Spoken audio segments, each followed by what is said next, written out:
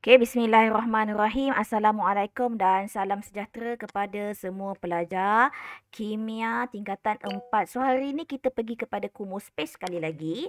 Okay, so, sebelum kita masuk kepada latihan, saya nak tunjukkan sikit lah. Walaupun ini dalam bahasa English, okay, English, tapi kamu jangan risau, cikgu akan explain kepada kamu. Okay, so yang pertama ini kalau dia minta, okay, susunan elektron, the electron arrangement, okay, kamu tak boleh buat dalam bentuk titik bertindih. Okay, boleh ke Aina, Ali, boleh dengar suara cikgu tak? Okey, so kamu tak boleh nak buat dalam titik bertindih. Kamu perlu buat dalam titik. Yang ini pun tak boleh sebenarnya. Kamu buat titik saja, okey? So, yang kedua, okey, saiz partikel. Selalu pelajar, okay, kalau tulis saiz partikel tu, dia buat kecil besar kan? Tak boleh. Dia mesti sama saiz.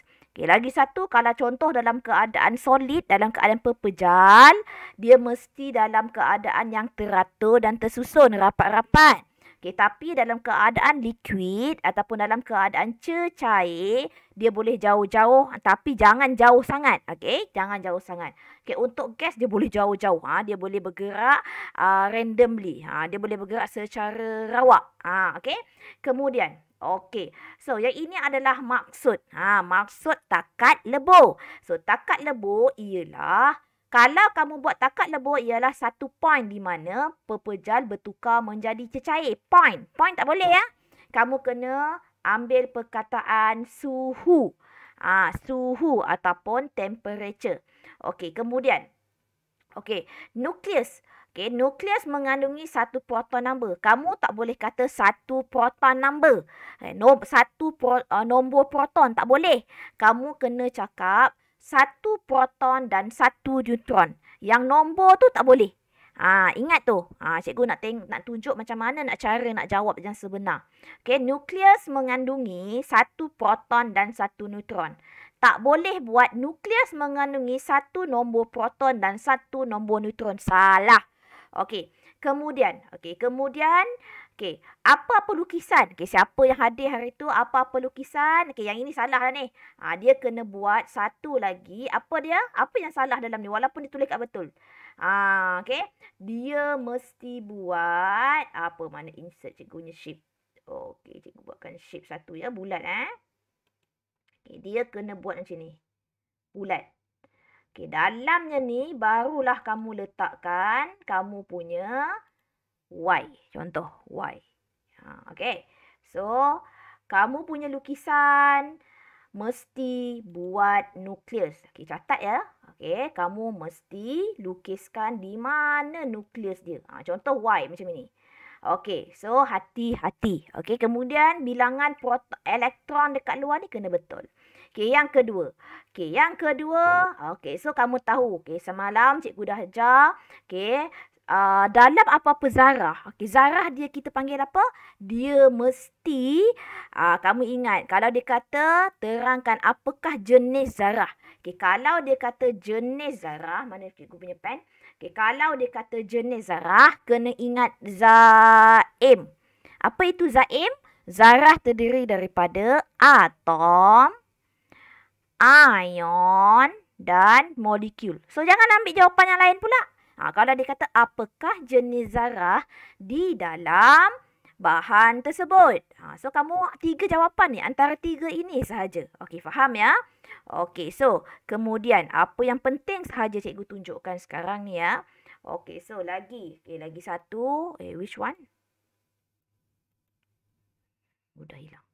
Okey, so kita pergi, apa lagi dalam penting dalam ni? Okey, apa yang penting lagi dalam ni adalah, ingat tak sejarah untuk nukleus, okey? Sejarah untuk, untuk penemuan elektron, penemuan proton, itu semua kena ingat. Okey, susunan di dalam keadaan pepejal, dalam keadaan cecair, dalam keadaan gas. Okay, so selalu kalau chapter 2 ni, okay, dalam bab 2 ni, dia akan tanya itu sajalah. Dia tak banyak. Dan bab itulah yang sepatutnya kamu skor. Bab itulah sepatutnya kamu kena skor. paling kurang untuk soalan yang itu, kamu boleh kena dapat paling kurang lah full mark. Itu yang cikgu target untuk kamu. Okay, paling kurang kamu kena dapat full mark. Sebab apa? Bab ini bab yang mudah. Bab ini dia punya konstruk pun adalah sekadar pengetahuan. Maksudnya arasnya pengetahuan kamu tu arasnya rendah je. Tak perlu untuk kamu fikir kebat ke hot ke apa semua, tak perlu. Okey, jom kita jawab soalan ini. Okey, ada buku nota tak semua? Buku latihan ada tak? Tulis tarikh hari ni nak? Okey, tulis tarikh hari ni. Okey, so dalam buku kamu tulis soalan struktur bab 2. Okey. T2V.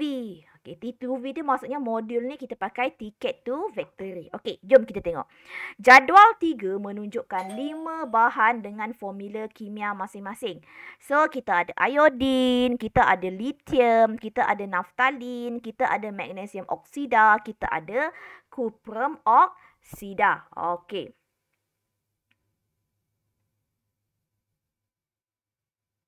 Okey, kemudian yang pertama, nyatakan satu sebatian dari jadual 3 yang wujud sebagai atom. Siapa dapat jawab?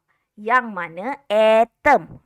Cikgu nak tanya Ali. Ali, iodin, lithium, naftalina, magnesium oksida, cuprum 2 oksida. Mana satu atom? Boleh jawab? Macam mana? Apa dia ni? Tak dengar.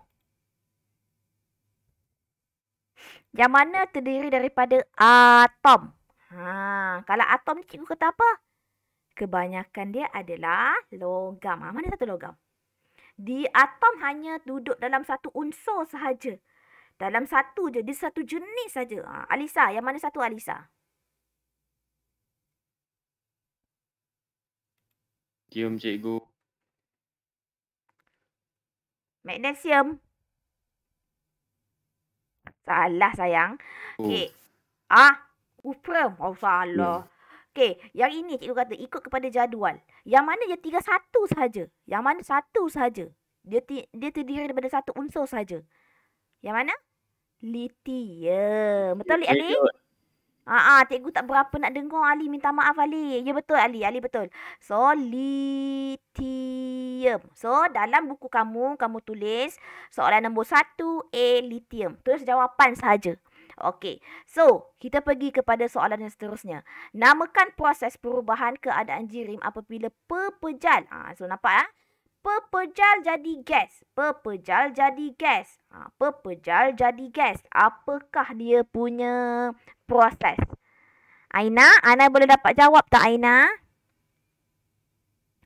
Proses pepejal menjadi gas. Pepejal menjadi gas. Okay, siapa yang tak boleh nak buka mic, boleh buat dekat dalam ruangan chat.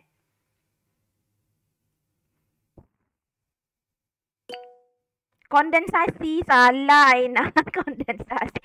Cikgu ketuk juga kepala budak ni. Salah. Apa pepejal? Kita nak tukar pepejal jadi gas. Okay, pepejal jadi gas. Apa tu? Apa pula peleburan?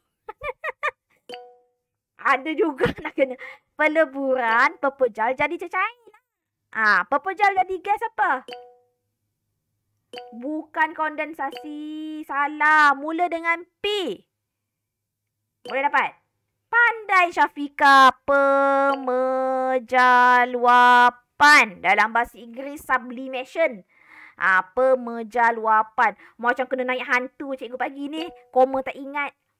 Nasib baik Syafika ingat. Ya Allah, mana ingatan kurang-kurang makan banyak semut Okey, yelah.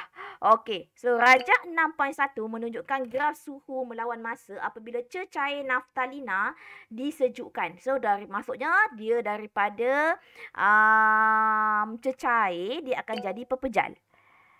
Okey, cecair jadi pepejal. Okey, so nyatakan jenis zarah. Sekali lagi, nyatakan jenis zarah dalam naftalina. Aina, apa jenis zarah dalam naftalina? Aina, kita ada 3 je jenis zarah. Atom, ion atau molekul. Jawab. Apa?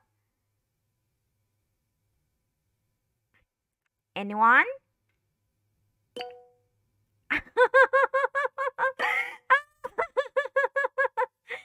Bukan ion, Alisa. Cikgu ketuk juga kepala selama ni. Okey. Ion. Kalau ion, dia ada ion positif. Dia ada ion negatif, sayang. Kalau atom, hanya satu jenis unsur sahaja. Okey, kalau molekul, molekul lebih daripada satu jenis unsur. So dia molekul ni dia tak ada charge. Yang mana satu? Naftalina boleh mengalirkan arus elektrik ke nak? Boleh ke? Ali, apa dalam naftalina Ali?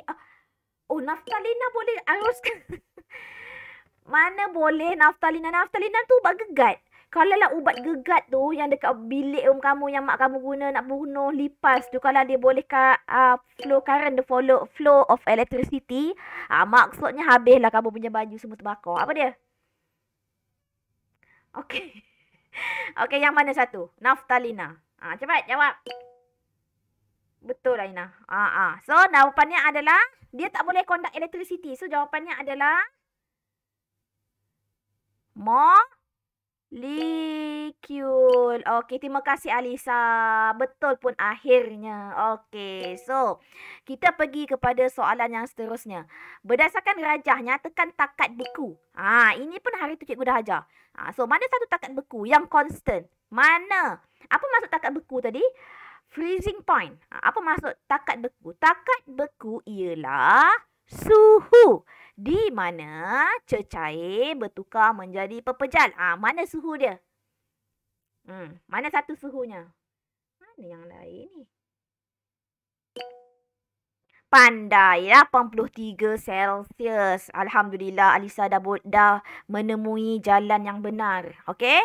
So, terangkan mengapa tiada perubahan dari T1 dan T2. Kenapa suhu dia? Okey. Kenapa suhu dia constant? Malar. Malar dekat sini. Kenapa? Sebab ini kena hafal ya, anak-anak semua hafal tau. Hafal ya. Tulis. Tulis semua. Jangan gelak banyak sangat Aina. Nanti ilmu tu dia terkeluar. Okey. Haba. So, untuk freezing maksudnya punya pembekuan, haba dibebaskan. Okey. So, haba yang dibebaskan. Okey, haba yang dibebaskan. Tak ada ayat haba dibebaskan, salah. Okey, haba dibebaskan ke persekitaran. Okey, diimbangi. Balance by. Okey, diimbangi dengan haba yang hilang semasa pembentukan ikatan. Haba yang dibebaskan ke persekitaran diimbangi dengan haba yang hilang semasa pembentukan ikatan. That's why kenapa suhu tersebut, suhu dekat graf tersebut yang ini kan, dia malar. Kenapa dia? So, suhu yang dibebaskan tu dia balance dengan tenaga yang digunakan untuk nak buat ikatan. Buat ikatan apa cikgu? Daripada cecair, daripada jauh-jauh tu tadi. Jauh, taklah jauh sangat.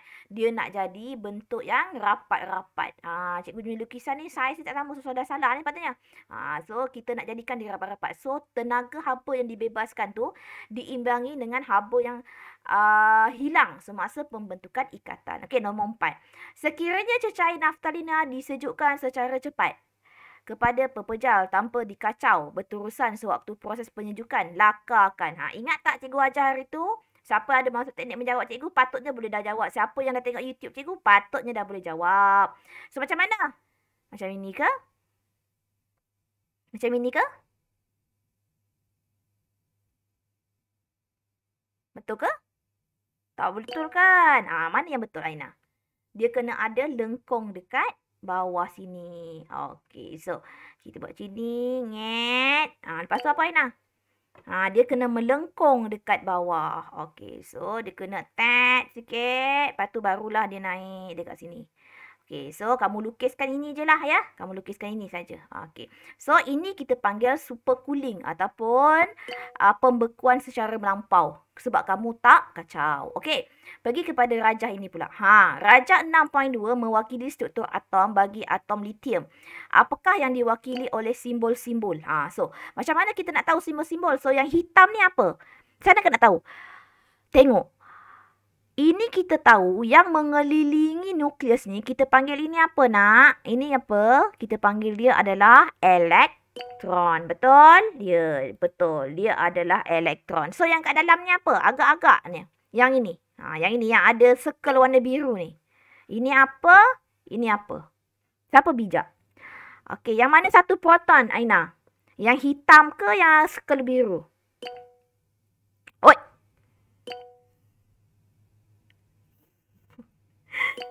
Hitam. Okey, nasib baik. Hitam, Aina.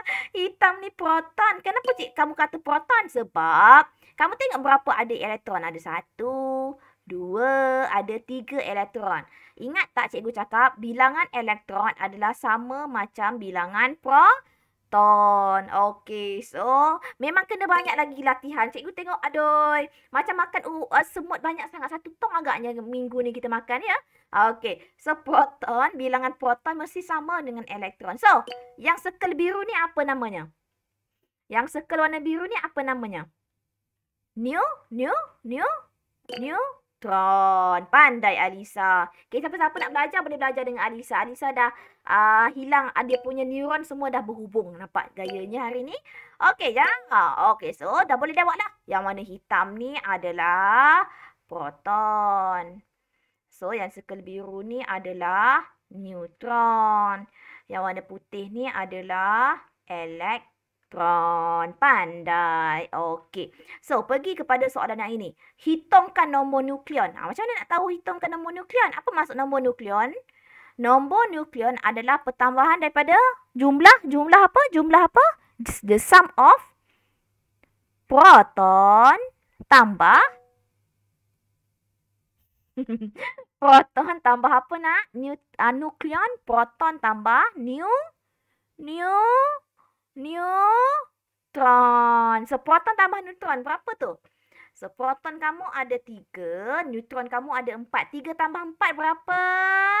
Saya tanya anak saya mesti dapat. Alhamdulillah. Ingatkan tadi nak tanya anak dulu. Okey, nombor 7. 3 tambah 4. Okey, 3 tambah 4, 7. Okey, so kamu ada kelas apa-apa ke? Sekejap lagi pukul 9. Kamu belum lagi 9.30. Kelas saya sampai 9.30. Okey, tak apa. Okey, nombor 2. Salah satu unsur dalam asetamida ialah karbon. Karbon wujud dalam beberapa isotop. 2 daripada isotop ialah karbon 6, 12 dengan 6, 14. Okey, apa yang dimaksudkan dengan isotop? Okey, tolong bagi saya.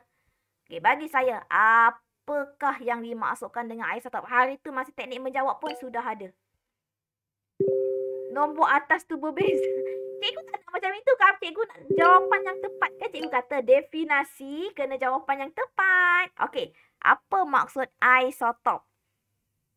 Jawapan kena tepat ya anak-anak semua.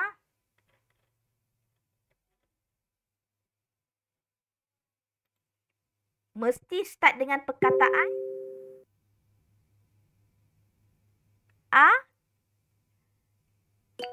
atom. Okey, good. Atom. Okey, apa yang sama? Jenis yang sama, betul? Okey, atom bagi unsur yang sama. Okey, unsur yang sama. Apa yang lagi sama? Sama jenis. Nombor proton dia sama ke berbeza? Nombor proton sama. Apa yang berbeza?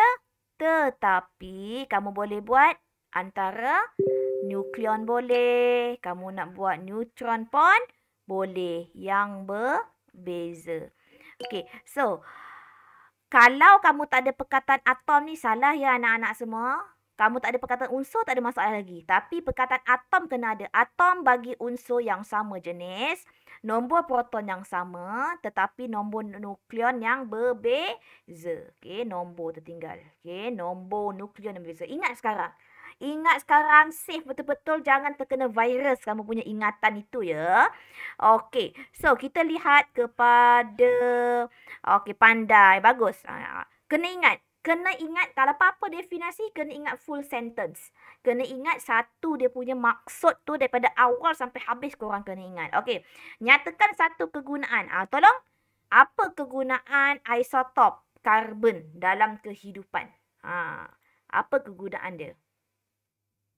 Hari tu pun saya dah jawab dah tu. Menentukan apa? Untuk menentukan apa? Menentukan usia Alisa, bukan? Menentukan usia pokok, bukan? Untuk menentukan usia siapa? Pandai. Usia artifak. Okay, ataupun kalau kamu sebut fosil pun boleh ya. Okey, ataupun fosil, menentukan usia artifak ataupun fosil. Okey, apakah yang diwakili 12? 12 ni wakil siapa ni? Nampak tak soalan senang kan? Cikgu belum lagi masuk bab garap ni. Yang atas ni. Ini apa? Ingat tak? Ini apa? Nombor apa?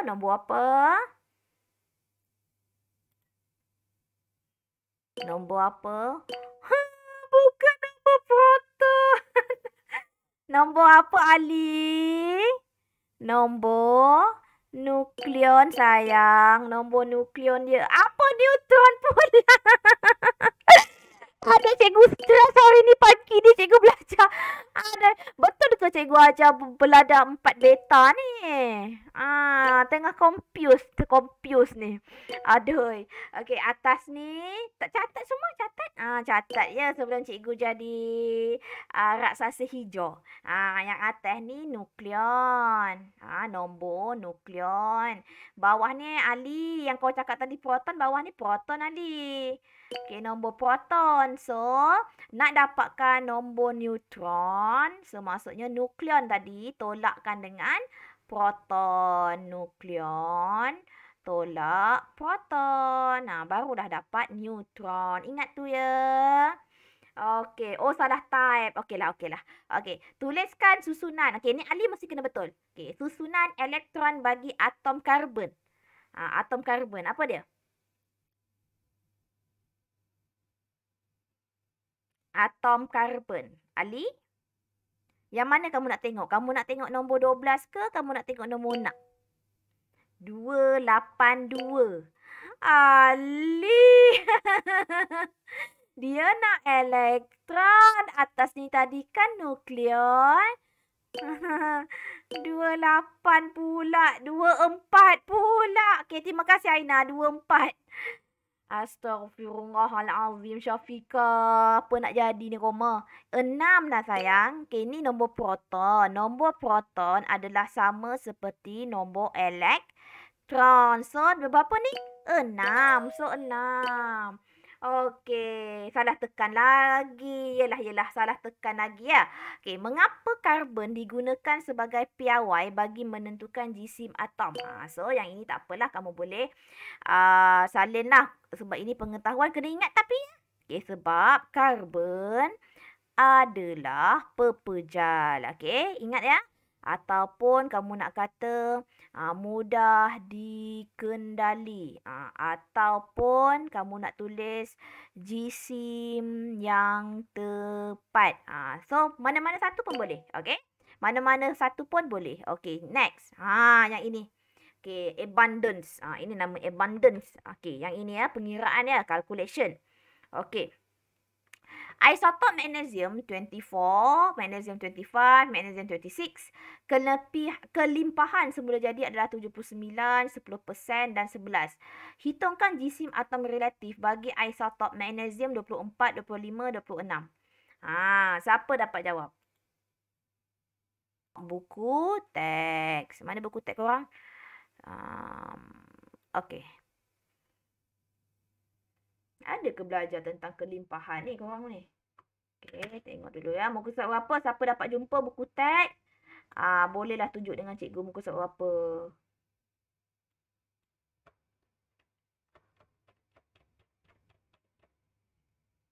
So, berapa peratus isotop kalikan dengan jisim dia. Lepas tu kamu bahagikan dengan 100. Okey, jom kita lihat siapa cepat dapat jawab. Okey, cikgu tunjuk balik ya. Okey, peratus dia. Okey, kalau kamu tengok peratus dekat sini untuk magnesium 24, 79.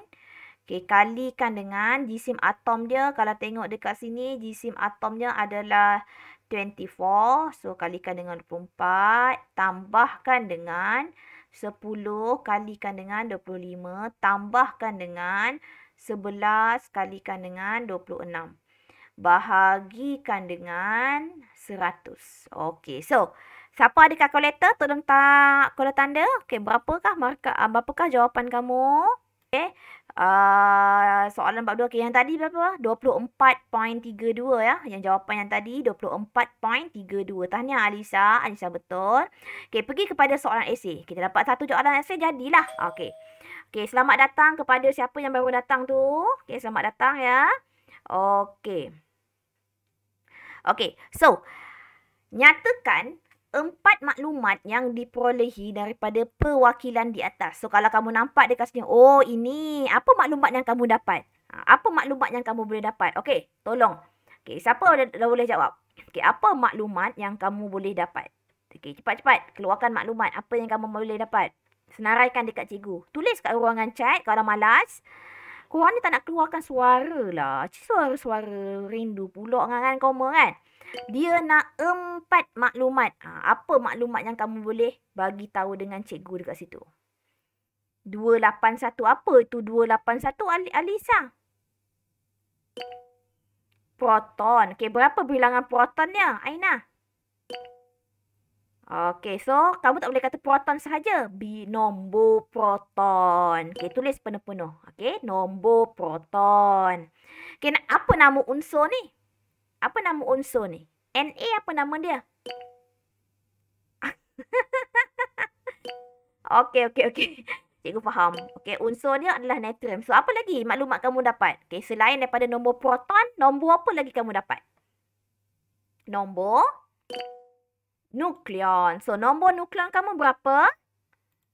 Okey, nombor nukleon kamu 23. Okey, so daripada nombor nukleon dengan nombor proton, kamu dapat nombor apa lagi?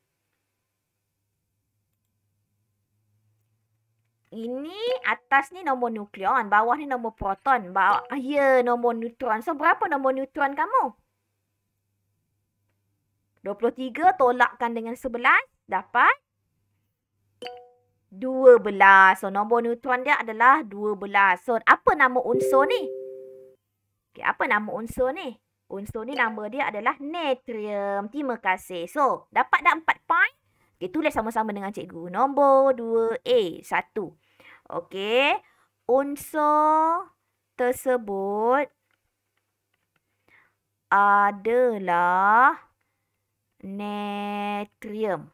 Okey. So, nombor 2 punya.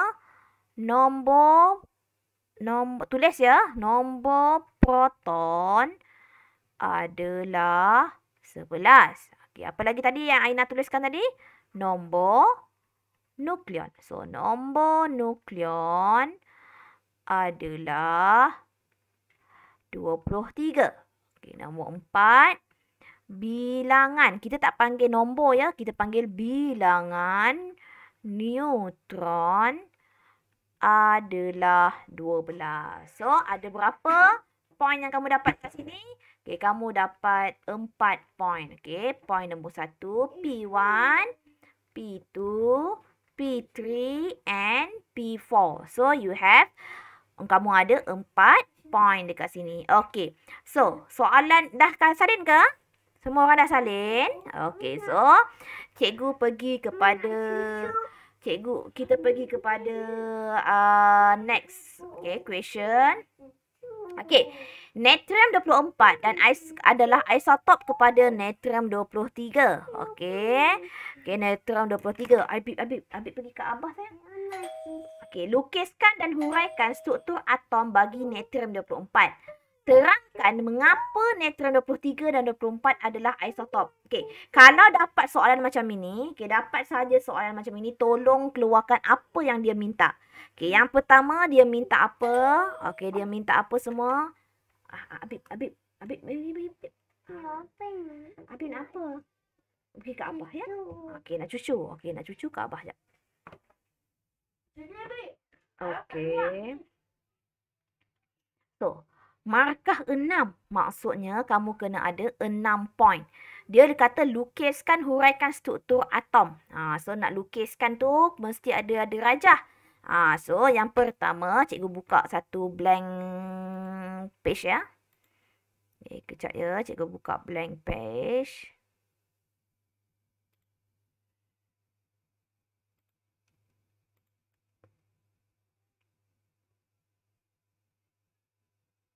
Okey.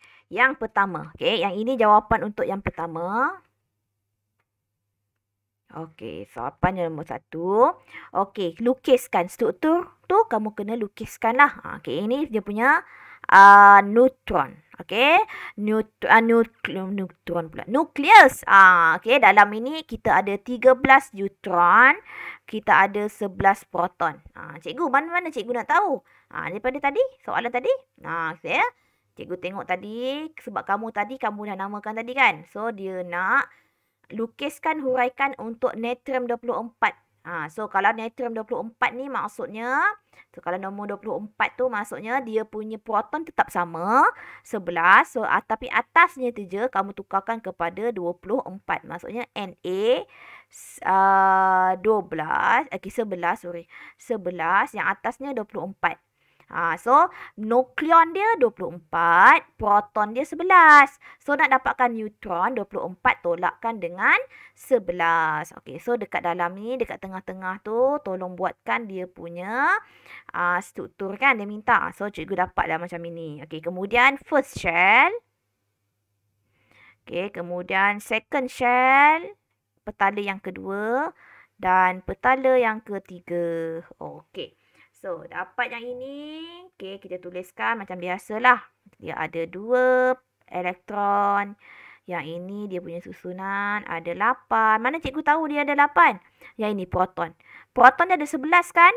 So, 11 maksudnya elektron dia pun ada 11. So, bila ada 11 maksudnya susunannya 2, 8, 1. So, hujung dia adalah 1. Okey, so kamu punya rajah ada, kemudian kamu labelkan. So, ini adalah neutron 24. Okey, so ini adalah neutron 24. So, ini elektron. Okey, ini neutron, ini proton. Ini proton. Okey, ini adalah nukleus je lah ya. Nukleus neutron 24. Tak apa, lukis sikit-sikit pelan-pelan. So, apa lagi maklumat yang dia minta tadi? Okey, kita dah lukis. Lukisan ini pun dia dah dapat 2 markah. Apa lagi? 4 lagi markah. Sebab markah dekat sini adalah 6. Okey, so kita nak lagi 4 markah. Lukis dan huraikan dah. Terangkan mengapa, huraikan, belum lagi huraikan. Terangkan mengapa neutron 24 dan 23 24 adalah isotop. Apa maksud isotop tadi? Nombor proton sama tetapi nombor neutron yang berbeza. Okey, so poin yang ketiga. Poin yang ketiga, apa yang kamu nak dapat, apa yang kamu perlu tuliskan. Okey, poin yang nombor 3 adalah kamu tulis. Okey, ini poin nombor 3 ya. Okey, kamu cakap atom neutron, kamu explain. Dia suruh terangkan tadi kan? So, kamu terangkanlah. 24 mempunyai 11 proton dan 13 neutron dalam nukleus. Ini poin nombor 3. So, poin nombor 4, kamu cakap lagi atom neutron 23 pula. So, 23 mempunyai 11 proton dan 12 neutron dalam nukleus. So, baru poin nombor 4. Okey, point nombor 5. Okey, point nombor 5. Okey, point nombor 5. Kamu cakap susunan. Susunan elektron arrangement dia lah. So, dua atom mempunyai 11 elektron. Okey. Dengan susunan elektron 2.8.1. Okey, ini point nombor 5. So, point nombor 6, kamu cerita kenapa kita panggil dia isotop tadi. So, natrium 23 dan natrium 24 adalah isotop. Kerana apa yang sama? Mempunyai bilangan proton. Jangan kata nombor proton ya. Bilangan proton sama. Tetapi bilangan neutron berbeza. Okey, nampak ya? Kedua-dua atom mempunyai 11 elektron dengan susunan elektron 281. Neutron 23 dan 24 adalah isotop kerana mempunyai bilangan proton sama tetapi bilangan neutron yang berbeza. Okey, boleh ya? Saya ingat tadi dah habis. Oi, bukan 1, 2. Okey, tak apa. Okey, namakan proses 1 dan proses 2. Kita buat sekejap cepat sikit Okey, namakan proses 1 dan proses 2. Okey, so yang ini yang tadi. Ini pepejal. Okey, yang ini Allahu Akbar. Besarnya engkau. Okey, yang ini adalah pepejal. So, ini adalah kalau kamu tengok benda ni, dia macam cecair kan? Dia tak jauh-jauh, dia rapat-rapat lagi. So, pepejal pergi cecair. Apa nama proses 1? Okey, yang ini B1. So, nama proses 1. Okey, siapa boleh jawab? Proses 1 apa? Pepejal kepada cecair.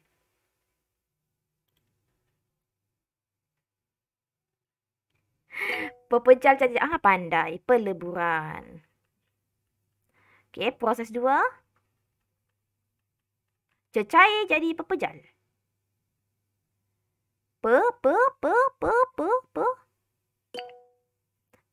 Penyejatan.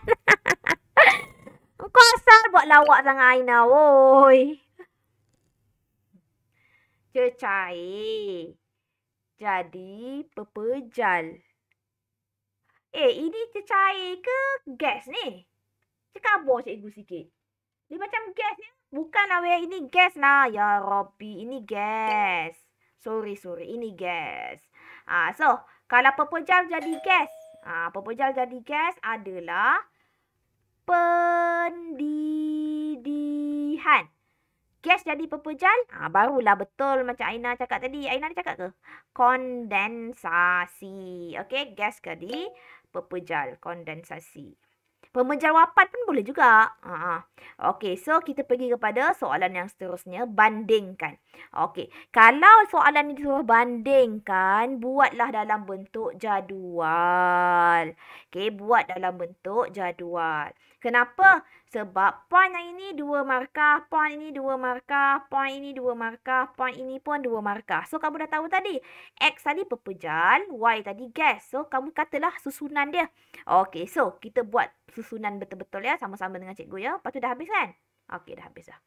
Okey, so macam mana nak buat? Buatkan jadual. Boleh? Semua orang buat jadual. Okey, yang ini X, yang ini Y. Okey, yang pertama dia suruh comparekan dari segi susunan. Okey, yang ini ciri dia. Susunan zarah. Okay, macam mana susunan zarah dalam keadaan pepejal?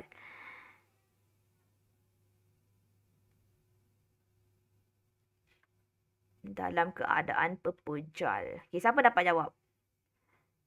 Dalam keadaan pepejal, dia dalam keadaan teratur. Betul? Kondensasi ke tadi? Gas tadi pepejal.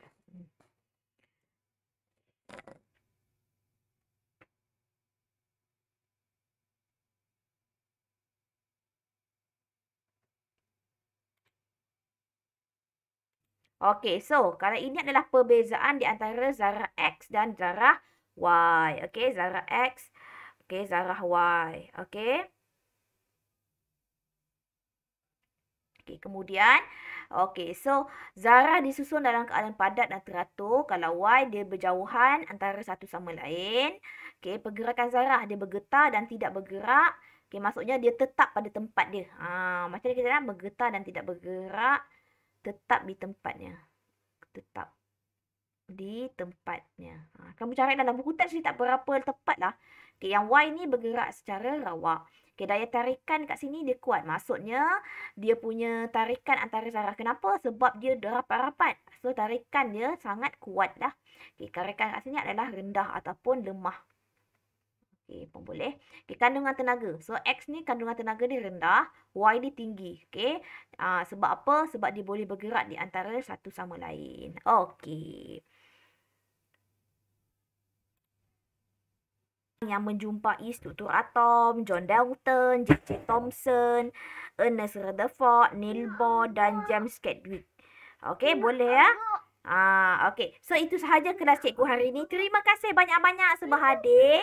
So, nanti apa-apa pun cikgu akan bagi satu soalan lagi untuk kuis ya. Terima kasih banyak-banyak. Assalamualaikum.